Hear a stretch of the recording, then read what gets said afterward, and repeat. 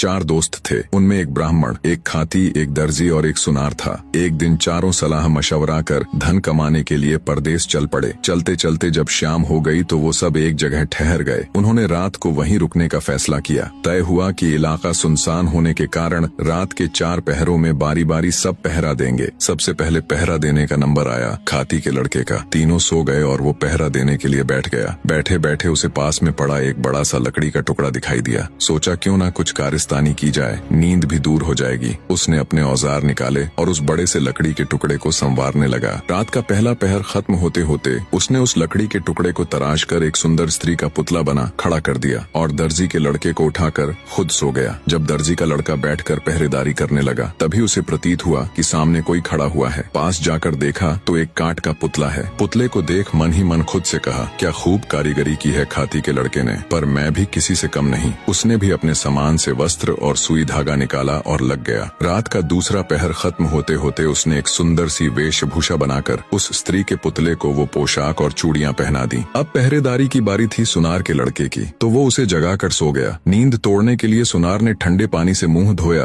और बैठकर पहरेदारी करने लग गया। तभी उसकी नजर सामने खड़ी स्त्री पर गई तो वो भौंचक्का रह गया। सोचा इतनी रात जंगल में स्त्री कहाँ से आई। उसने उसे आवाज दी पर कोई उत्तर नहीं मिला। जिज्ञासावश उठकर पास गया तो देखा वो कोई स्त्री नहीं बल्कि एक पुतला है। सुनार को समझते देर न लगी कि ये खाती और दर्जी की करामात है। खुद से कहा मैं भी किसी से कम नहीं। उसने भी अपने औजार निकाले और लग गया। तीसरा पहर खत्म होते होते उसने उस पुतले को सुंदर सुंदर आभूषण बनाकर पहना दिए। अब बारी थी ब्राह्मण के लड़के की, तो सुनार उसको जगाकर सो गया। अब जब ब्राह्मण पहरेदारी करने लगा तो उसकी भी नजर उस पुतले पर गई। वो भी सोच में पड़ गया, इतनी रात को इस जंगल बियाबान में ये नारी कहाँ से आई। वो भी उस स्त्री रूपी पुतले के पास जाकर उसे देखने लगा। सब समझते उसे भी देर न लगी। मन ही मन बोला, वाह क्या खूब कारीगरी की है सबने, लगता है सब मिलकर मेरी परीक्षा लेना चाहते हैं। उसने भी अपना तंत्र मंत्र का सामान निकाला और रात का चौथा पहर खत्म होते होते अपनी तंत्र मंत्र विद्या से उस काठ के पुतले में प्राण डाल दिए। वो काठ का पुतला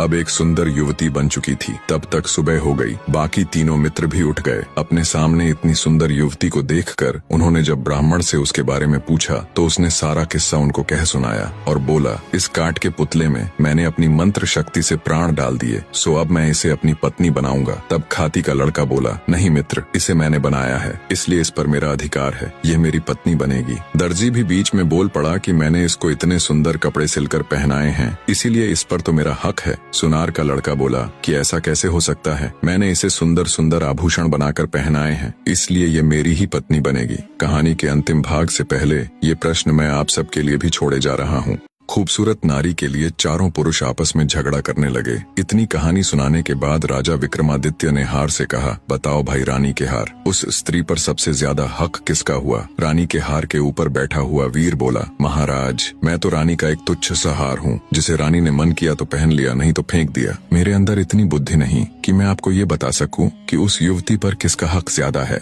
हार पर बैठे वीर की बात सुन रानी अबोल्दे को गुस्सा तो बहुत आया, पर वो अपने गुस्से को पी गई और कुछ भी न बोली। जब विक्रमादित्य ने देखा कि रानी तो कुछ बोली ही नहीं और रात का चौथा पहर खत्म होने में बस कुछ ही समय बाकी है, कुछ सोचते हुए वे बोले, सुनो रानी के हार, उस युवती पर सबसे ज्यादा हक उस ब्राह्मण के लड़के का है जिसने उस पुतले में प्राण डालकर उसे जीवित किया। राजा की बात सुन रानी के हार पर बैठा वीर तुरंत बोल पड़ा, क्या बात है राजन, क्या खूब न्याय किया है, आपकी तो जय जयकार होनी चाहिए। हार में बैठा वीर बोला, बोलो राजा विक्रमादित्य की जय। बाकी के तीनों वीर भी राजा विक्रमादित्य की जय जयकार करने लगे। राजा विक्रमादित्य की जय, वाह क्या न्याय किया है। इतना सुनते ही गुस्से को दबाए बैठी रानी अबोल्दे फट पड़ी और बोली, इस गलत न्याय पर कैसी जय जयकार। राजा विक्रमादित्य तुम तो बड़े न्याय प्रिय बने फिरते हो, लानत है तुम्हारे ऐसे न्याय पर। पता नहीं तुम्हारा ये न्याय कैसे इस जग में प्रसिद्ध हो गया। ये न्याय पूरी तरह से धर्म विरुद्ध है। आगे रानी अबोल्दे बोली,